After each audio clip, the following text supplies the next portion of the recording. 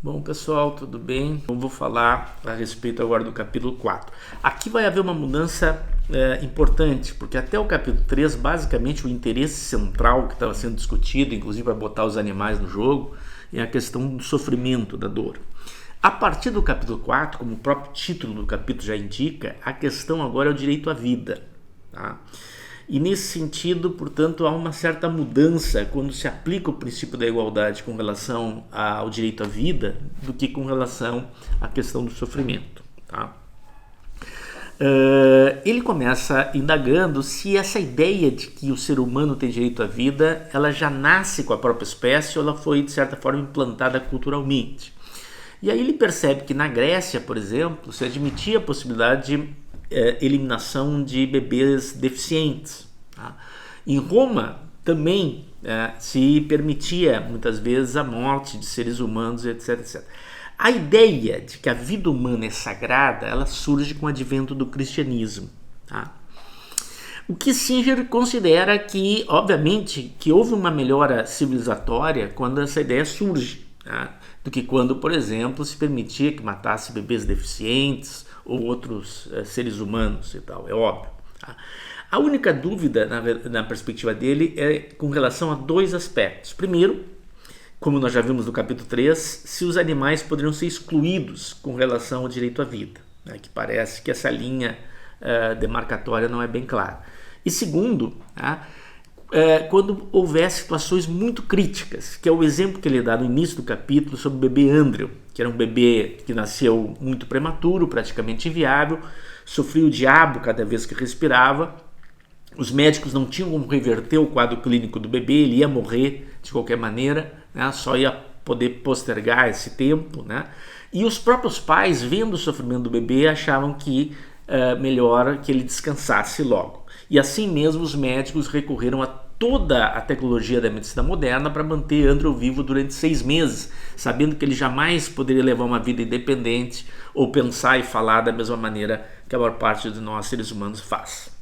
Então ele questiona essa questão. Será que realmente, em alguns casos críticos, nós não teríamos o dever de decidir essas questões? Então esses são os dois aspectos que ele levanta.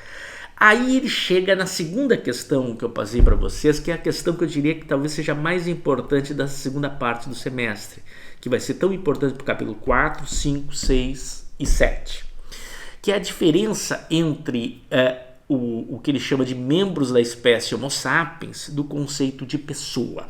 Tá? Membro da espécie Homo sapiens, nós temos como verificar isso biologicamente pelo DNA. Tá?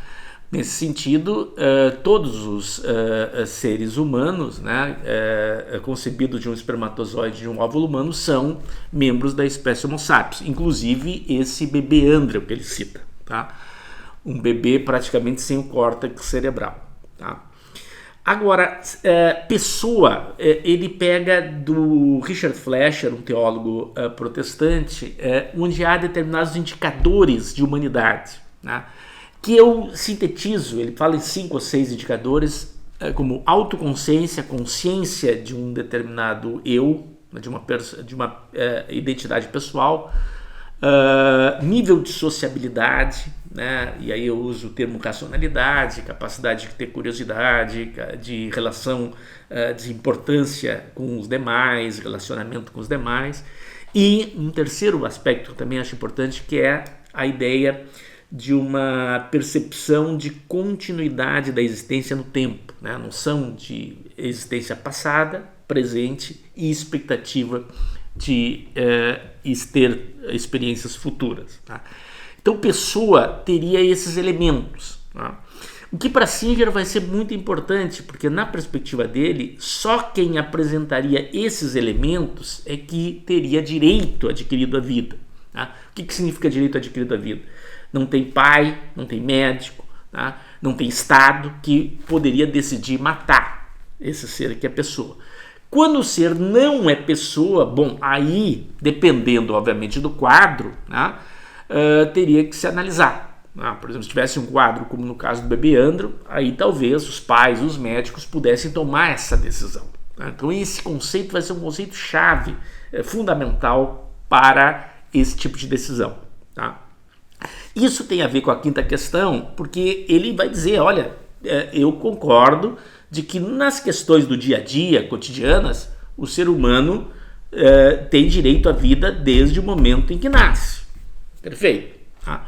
Agora, pode haver situações críticas, e aí entra o raciocínio crítico, como é o caso do bebê Andrew, que talvez, em algumas situações, nós tenhamos que intervir com relação à questão da vida. Tá? Então ele levanta basicamente essa questão.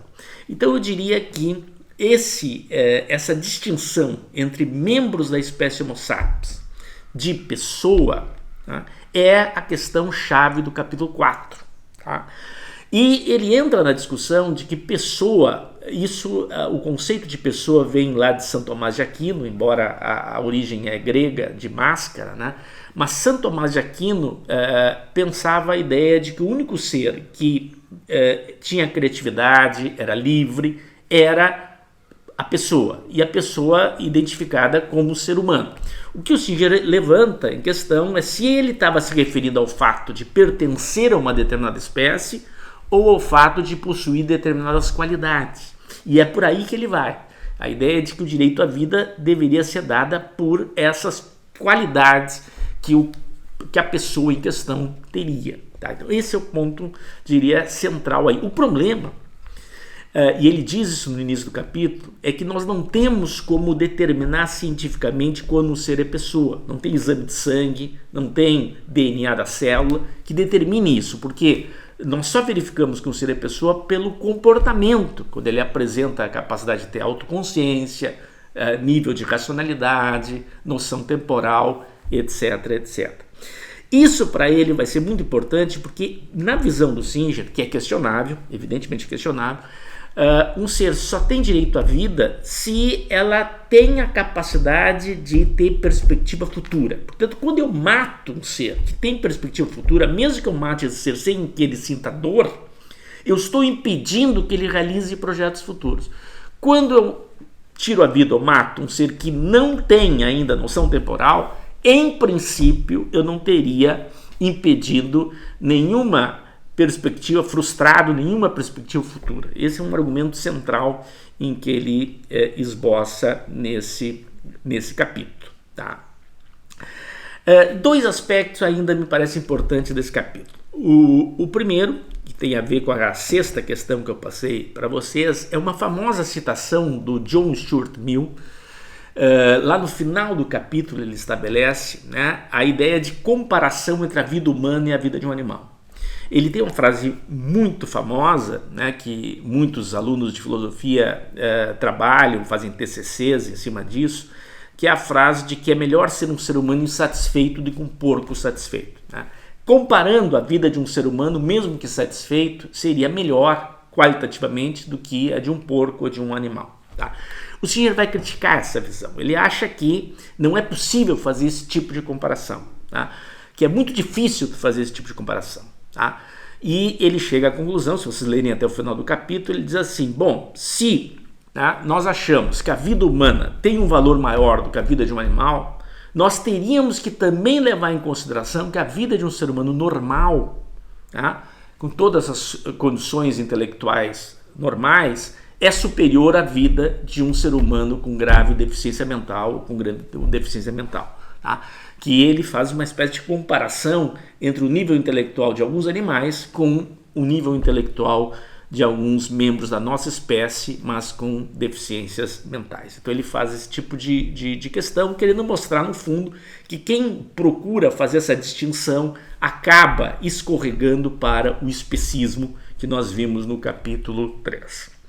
Por fim, ele volta àquela questão lá do capítulo 1, que é a diferença entre o utilitarismo clássico e o consequencialista. Se lembram que a diferença é que o clássico pensava prazer e sofrimento apenas no momento, enquanto que o consequencialista usava o termo interesse porque pensava também as consequências futuras, na medida em que, muitas vezes, um sofrimento momentâneo pode levar a uma felicidade maior no futuro, que é o caso da vacina, o exemplo que eu dei da vacina. Tá? Agora ele fala do ponto de vista da existência prévia e do ponto de vista da existência total, né? Mais ou menos da metade para o final do capítulo. né? Dizendo o seguinte: o ponto de vista da existência prévia estaria vinculado ao utilitarismo clássico, porque pensa apenas nos seres que existem no presente, sem levar em consideração os projetos futuros. Ele, como defende o utilitarismo consequencialista na questão do interesse, ele está vinculado ao ponto de vista da existência total. Ou seja, se leva em consideração o interesse presente, mas também a expectativa futura. Isso dá a ele, na visão do Singer, a possibilidade de dizer que quando eu mato uma pessoa sem que ela sinta dor, eu estou impedindo que ela realize todos os projetos futuros da vida dela. Tá? E, portanto, estaria vinculado à ideia do utilitarismo consequencialista, também chamada de preferencial ou baseado em interesse. Enquanto que o clássico, na medida que só leva em consideração o prazer e a dor momentânea, ele não tem por que levar em consideração os projetos futuros. O que ele até diz, de certa forma, uma coisa meio estranha, que se eu mato um ser humano sem que ele sinta dor, tá? E sem que nenhum outro ser humano sofra por ele, em princípio, pela lógica do utilitarismo clássico e do ponto de vista da existência presente, da existência prévia, portanto, eu não estaria cometendo nenhum ilícito moral. Tá? Isso é questionável, óbvio, mas ele tenta ver a coerência desse raciocínio pela teoria dele. Enquanto que, quando eu mato um ser humano, pessoa, tá, que tem projetos futuros, mesmo que ele não sinta dor, né, e talvez... A gente não sabe disso muito bem, mas eu não sou neurologista para saber, mas é possível até matar alguém, talvez que sinta prazer. Eu estaria cometendo um ilícito porque eu estaria impedindo essa pessoa de realizar projetos futuros. Tá? Então esse é um conceito muito importante para ele para justificar que só pessoas teriam direito adquirido à vida. O que significa? Não tem pais, não tem Estado, não tem médicos que possam decidir matar esse ser. Quando o ser é pessoa e quer continuar vivendo, ele tem esse direito. A exceção nós vamos ver lá no capítulo 7 da chamada eutanásia voluntária, em que a própria pessoa, por causa de uma doença muito grave, que limita muito as suas possibilidades, a sua dignidade, ela decide, portanto, antecipar a vida. Mas isso vai ser uma exceção que nós vamos ver lá no capítulo 7. Em princípio, esse conceito de pessoa é o conceito central, que dá direito à vida, e no qual ele vai trabalhar tanto o capítulo sobre o capítulo 5, que ele vai tentar justificar, o capítulo 5 basicamente é para isso, justificar que alguns animais não humanos são pessoas, enquanto que membros da nossa espécie, tendo o nosso DNA, não são pessoas. É o capítulo 5, né, em que ele vai tentar ver indícios disso, né, principalmente macacos, nós vamos ver isso na semana que vem. Depois a questão do aborto, se tanto o embrião, que até o 3º mês de gravidez, como o feto do 3º mês até o final, teriam também essas características e poderiam ter direito à vida, como também no caso da eutanásia, caso de pessoas que entraram em processo de coma, né, se a gente poderia dizer que elas foram pessoas e perderam essa condição ou não. Tudo isso vai ser muito importante para determinar a argumentação dele do capítulo 5, 6 e 7. Portanto, o capítulo 4, de certa forma, é um desvio, né, na medida que não é mais a dor o elemento central, mas o direito à vida, e ele vai ser determinante para nós trabalharmos os 4 próximos capítulos, né, o 4, 5, 6 e o 7. Quem entender bem o argumento que ele expõe no capítulo 4 não vai ter problema de entender os capítulos posteriores, até o capítulo 7. Sempre fico à disposição, vocês podem entrar no fórum, perguntar dúvidas, ou mesmo mandar um e-mail para mim, e eu estou sempre à disposição de vocês. Tá? Obrigado